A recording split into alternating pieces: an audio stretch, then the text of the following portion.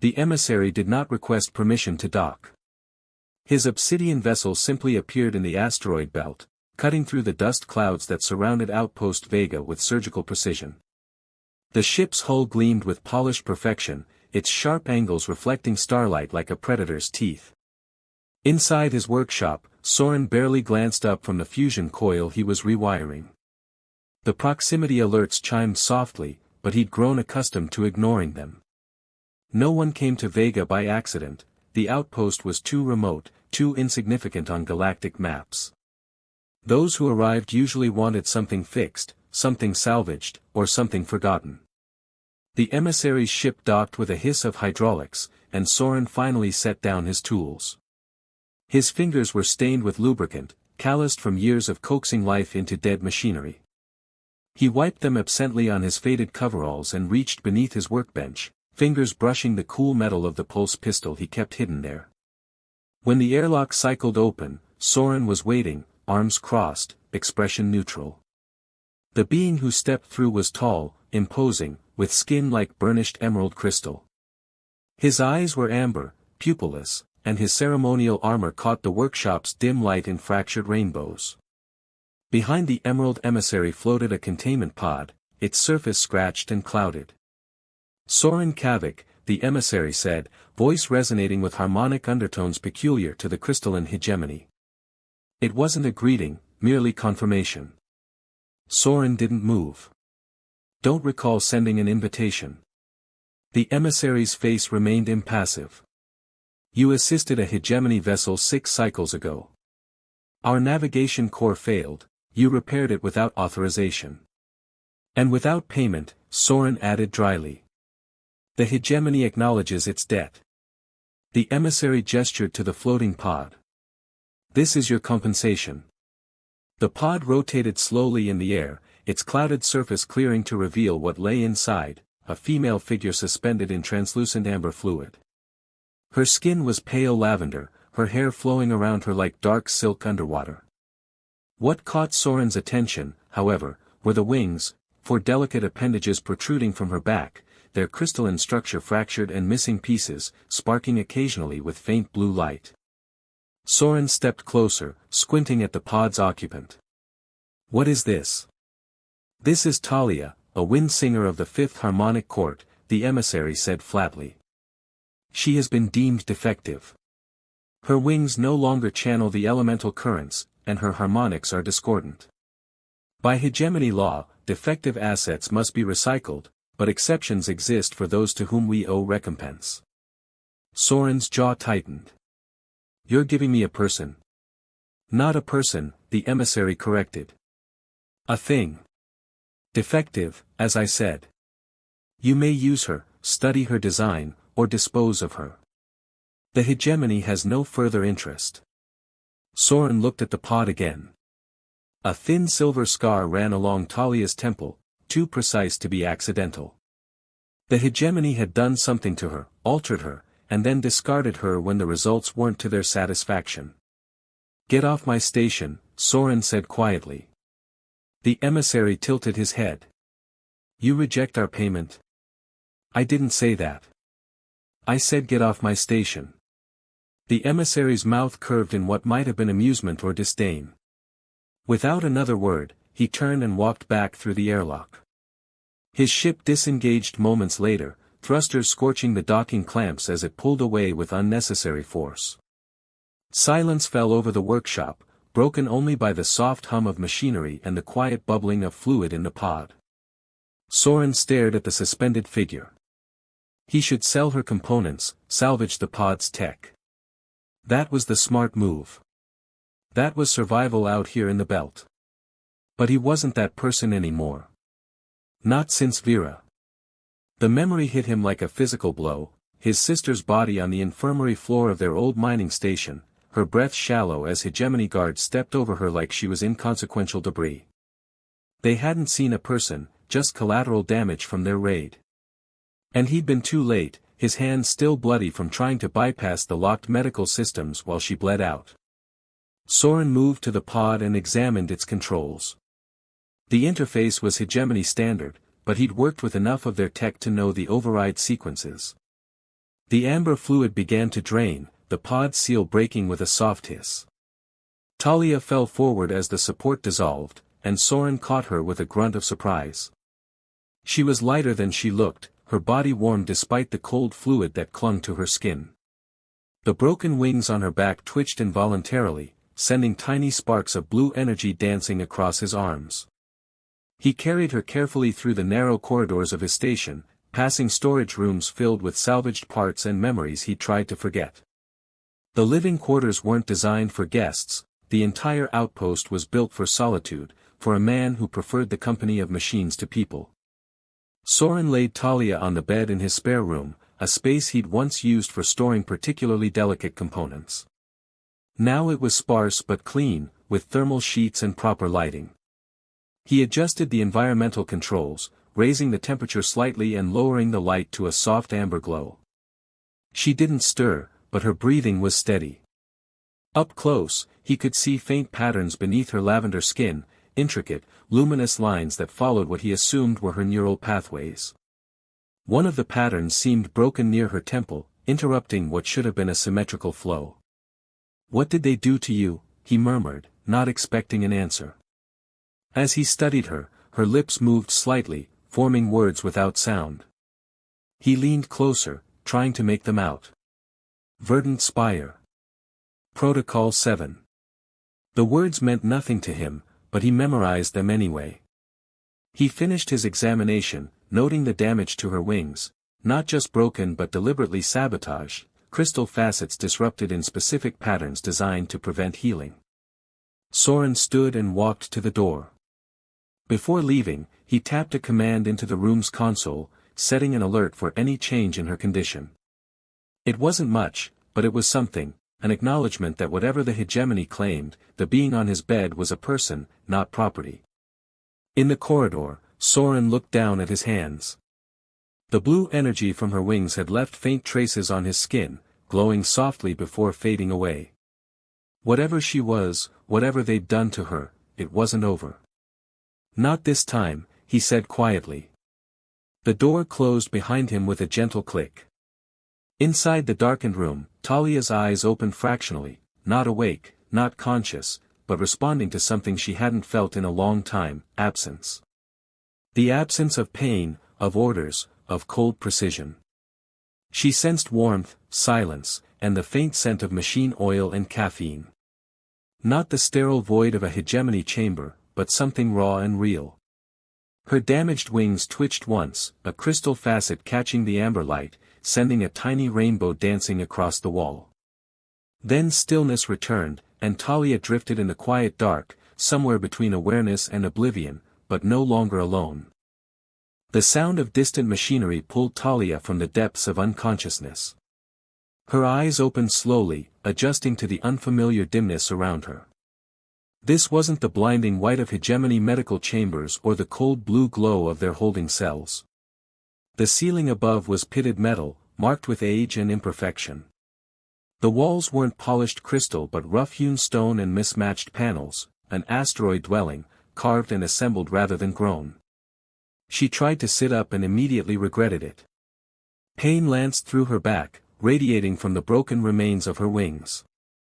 Each movement sent conflicting signals through her neural pathways, organic tissue arguing with crystalline implants over who controlled what. Talia gritted her teeth and pushed through the pain, bracing herself against the wall as she finally achieved a sitting position. Her lavender skin was dull, lacking the luminous sheen that had once marked her as elite among her kind. The intricate patterns beneath her epidermis flickered erratically, especially near her damaged temple. "You shouldn't be up yet," a voice said from the doorway. She tensed, head snapping toward the sound. The human stood with his shoulder against the frame, arms crossed over his chest. He wasn't tall by human standards, but his frame was solid, built by years of physical labor. Dark hair fell across his forehead, partially obscuring eyes that watched her with cautious intensity. "Where am I?" Talia asked, her voice crackling with disuse. "Outpost Vega," he replied. "My workshop. My home." "Soren Kavik," she said, remembering the Emerald Emissary's words. He nodded, expression unchanged. And you're Talia. That's not my full designation. The words came automatically, a programmed response from years of hegemony conditioning. No. One eyebrow raised slightly.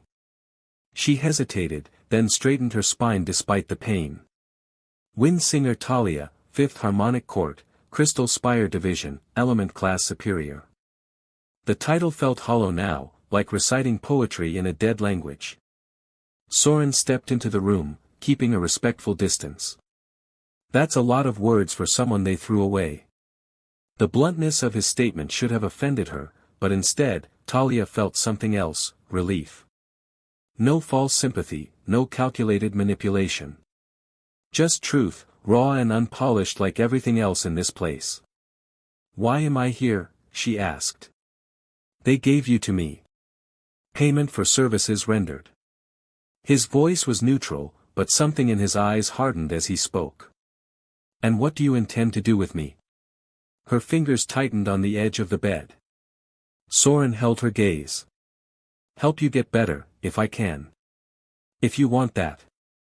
Talia blinked, the concept so foreign she wasn't sure she'd heard correctly. Why would you waste resources on defective property? You're not property, he said simply. And I decide what's worth my resources. She studied him, searching for deception, for the hidden agenda that must exist. Everyone wanted something. The hegemony had wanted her wind-singing abilities, her connection to the elemental currents. When that connection fractured, they wanted her gone. I can't repay you, she said finally. My wings are broken. I can't channel the currents anymore.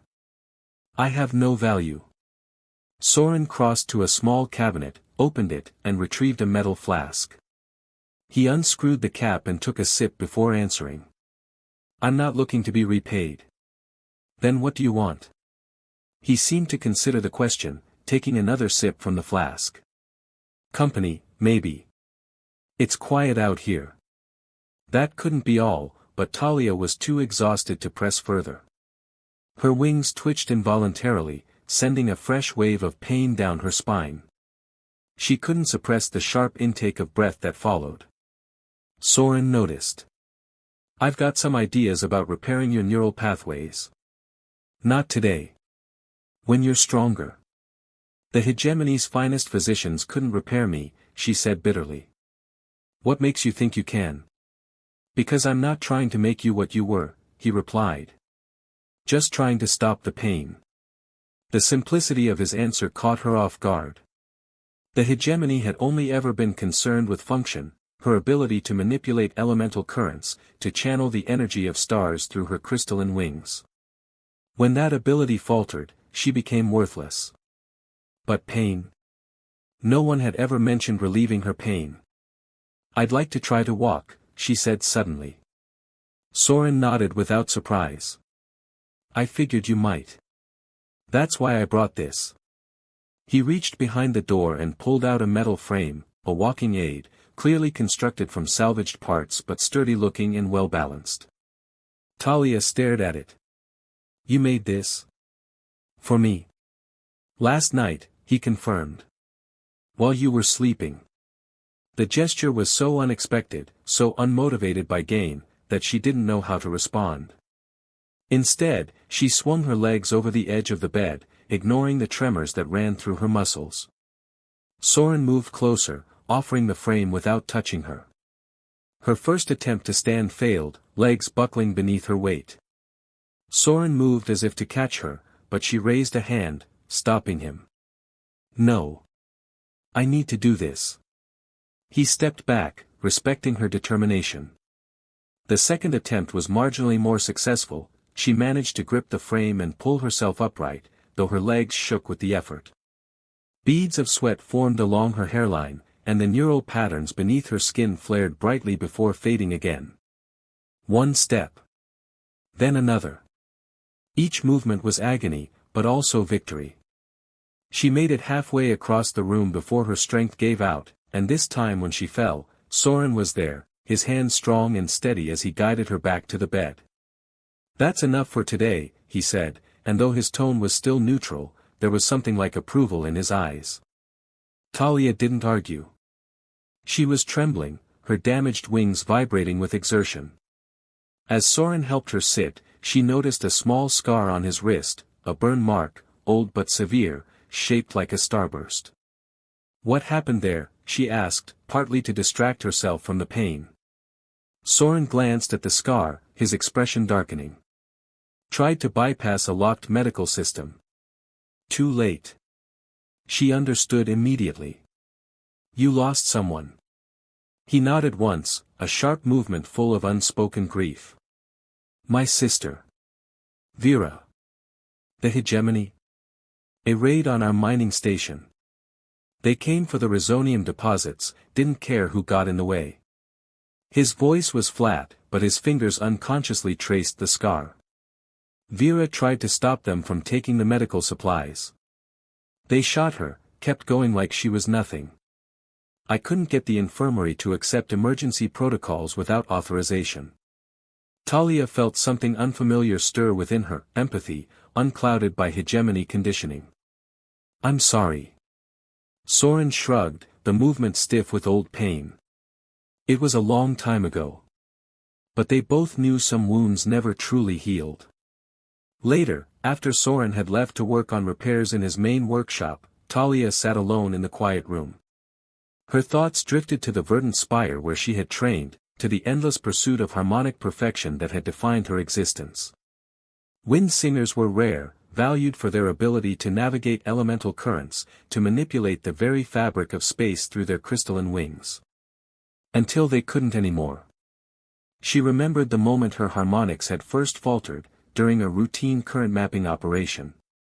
Something had changed in the void between stars, something ancient and vast awakening.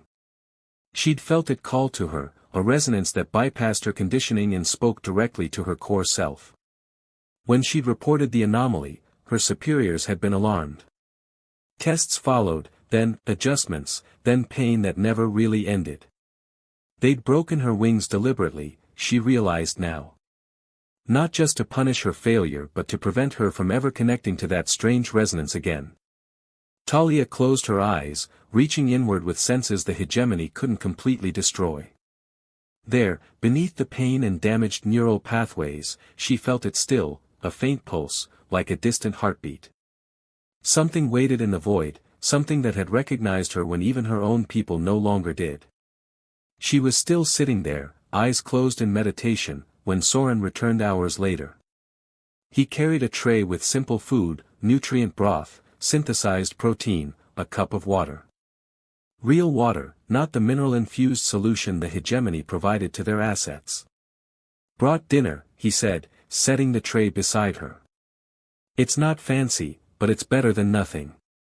Talia opened her eyes, studying him with newfound curiosity. "Why aren't you afraid of me?" The question seemed to catch him off guard. "Should I be? Most humans fear what they don't understand. And you don't understand what I am." Soren considered this as he pulled up a chair and sat down. "I understand enough. You're someone who's been hurt.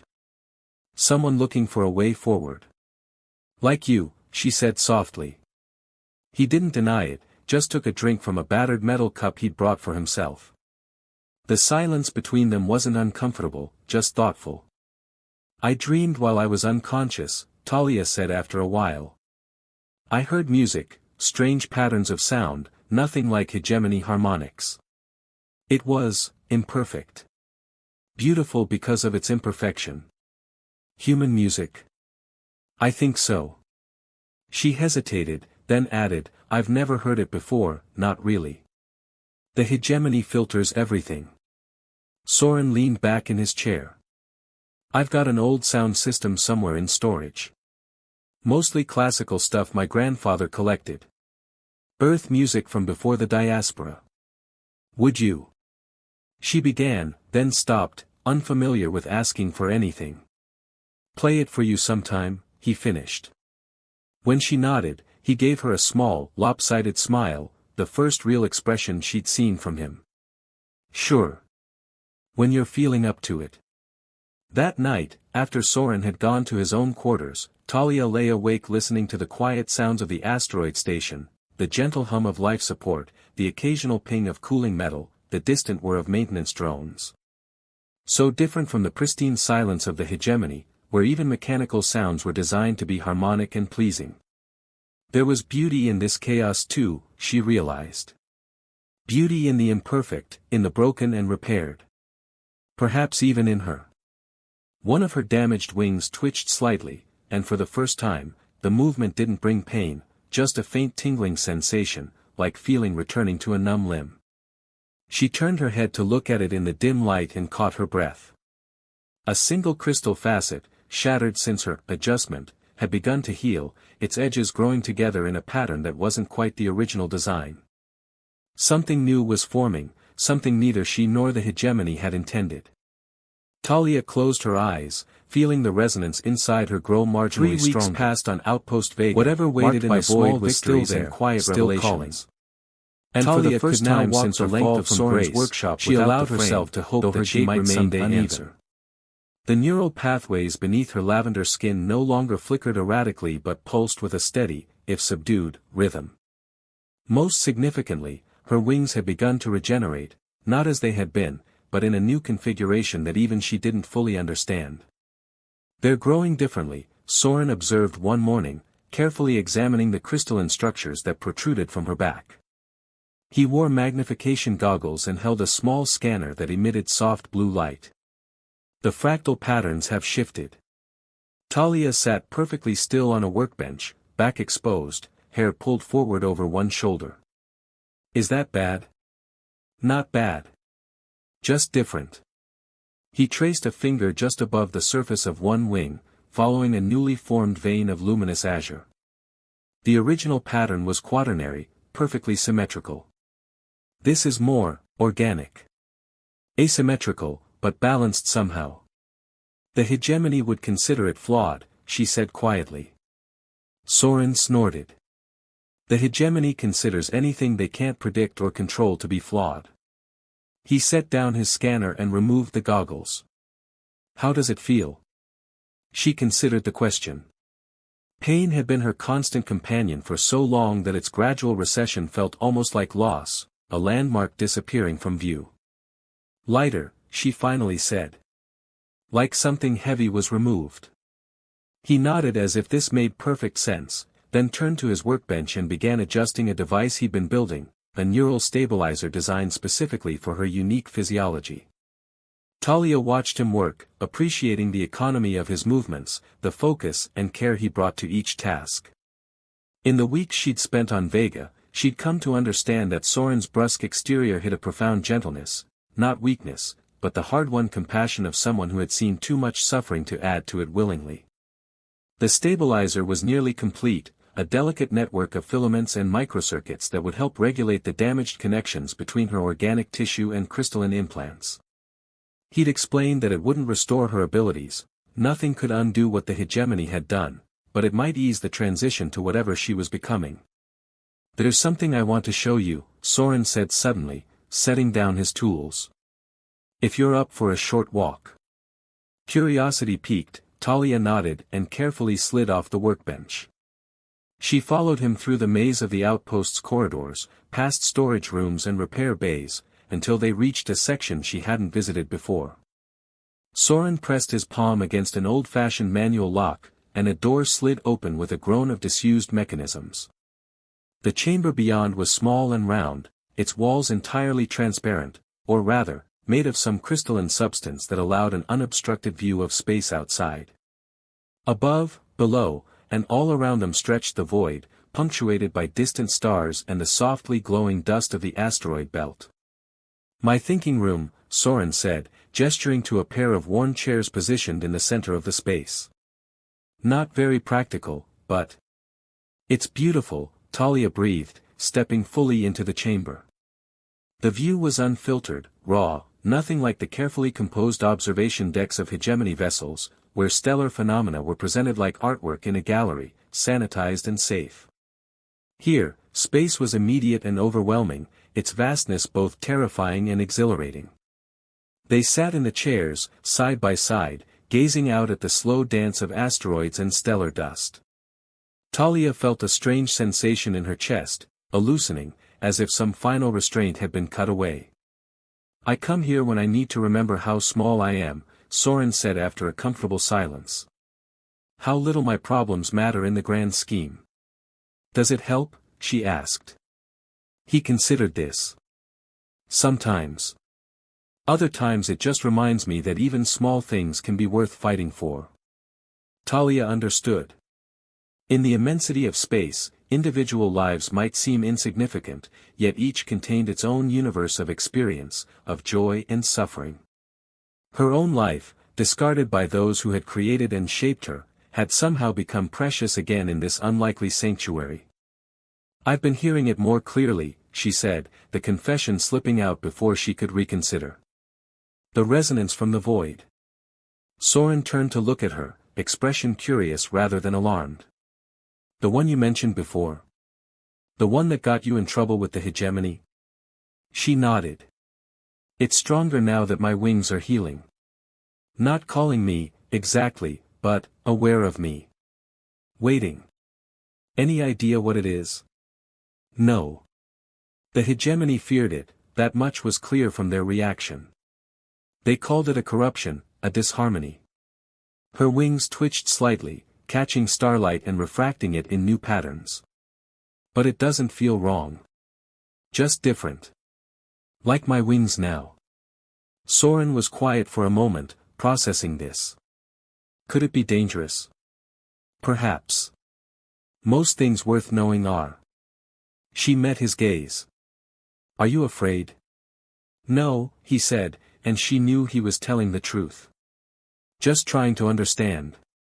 Before she could respond, a harsh alarm cut through the peaceful atmosphere. Red lights flashed along the room's perimeter, and Soren was on his feet immediately, moving toward a control panel set into the floor. Proximity alert, he said, voice tense. Multiple vessels entering the sector. The display showed 6 ships, small, fast craft with distinctive profiles Talia recognized immediately. Raiders, she said, rising to stand beside him. Scavenger fleet. Soren's face hardened. They've been hitting outposts throughout the belt. Stripping them clean, killing anyone who resists. He pulled up another screen, checking the outpost's defenses. We've got shields, but they're outdated. And the pulse turrets won't hold off that many. Can we run? Talia asked. He shook his head. My ship's in maintenance, drive core disassembled. We're grounded. His eyes met hers, determination replacing concern. But they don't know that. And they don't know the belt like I do. They hurried back to the main control room, where Soren immediately began activating defense protocols and preparing false signals to confuse the radar's sensors. Talia watched him work, impressed by his efficiency even as fear coiled in her stomach. Not fear for herself, she had faced death before, but for him, for this unlikely haven they had begun to build together. There, Soren said, sending out a final decoy signal. That might buy us some time. He turned to a weapons locker and retrieved 2 pulse pistols, offering one to Talia. Can you handle this? She took the weapon, its weight familiar despite her time away from combat. The hegemony trained all its assets in basic defense. You're not an asset, he corrected automatically, and despite the danger, she felt a warmth spread through her chest at his words. The raiders closed in faster than anticipated. Their ships surrounded the outpost in a predatory formation, jamming communications and scanning for weaknesses. Soren's decoys confused them briefly, but their leader was too experienced to be distracted for long. They're preparing to dock, Soren said grimly, watching the largest vessel maneuver toward the main airlock. We need to hold them at the entry points. They took positions near the primary access corridor, using equipment crates for cover. Talia's damaged body protested the strain, but adrenaline kept her focused. As the airlock began to cycle, she felt something stir within her, not fear, but a strange resonance, as if the presence in the void had drawn closer. The first raiders burst through the door in a rush of recycled air and weapons fire. Soren's pulse pistol flashed, taking down the lead attacker.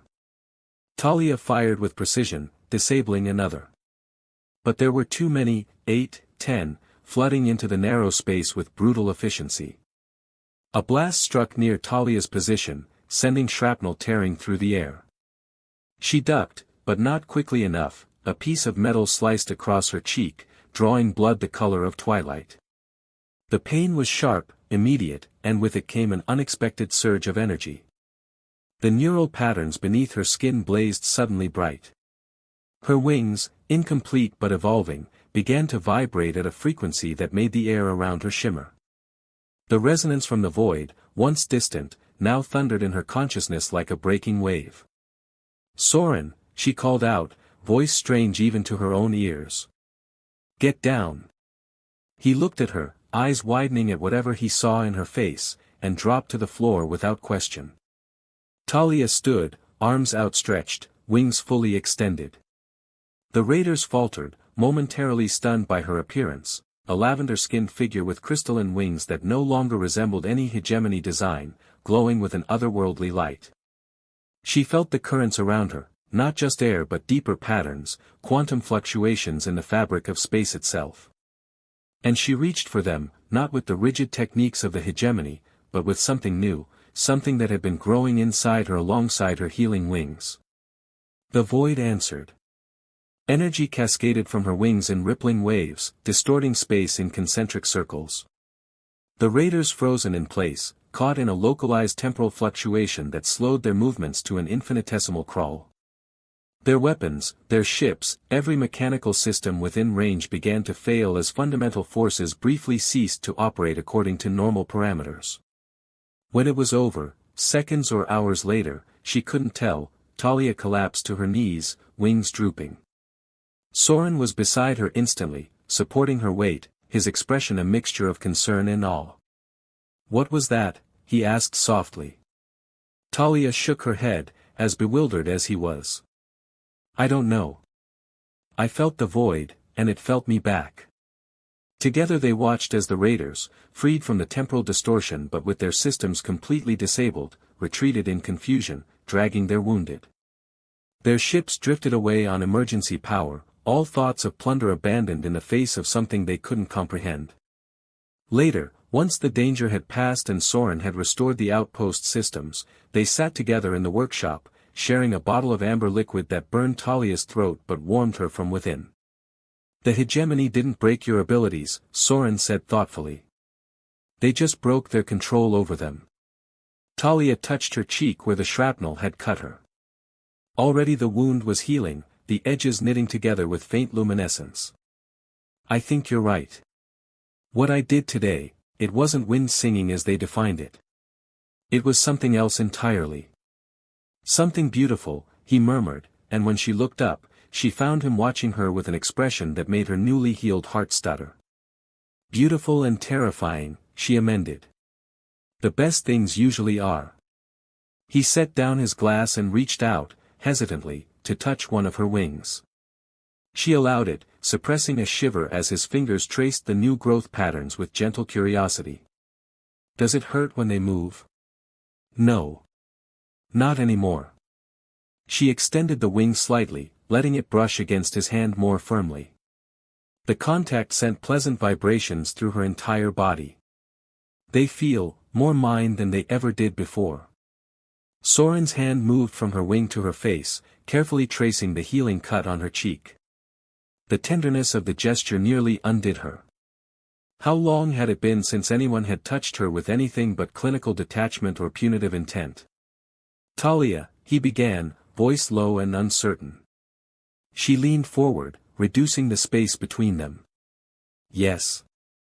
I'm glad they threw you away," he said simply. "I'm glad you're here."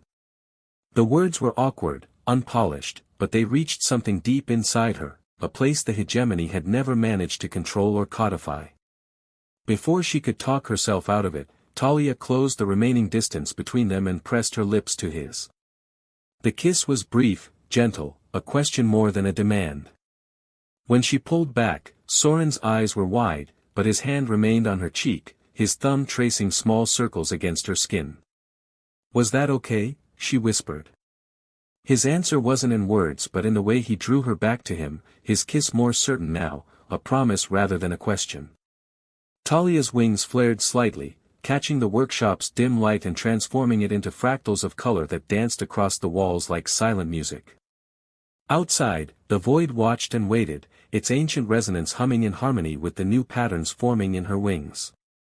Whatever it was, whatever it wanted, Talia knew now that she wasn't facing it alone. And for the first time since she could remember, that was enough. Retriclod can make mistakes. Please double-check responses.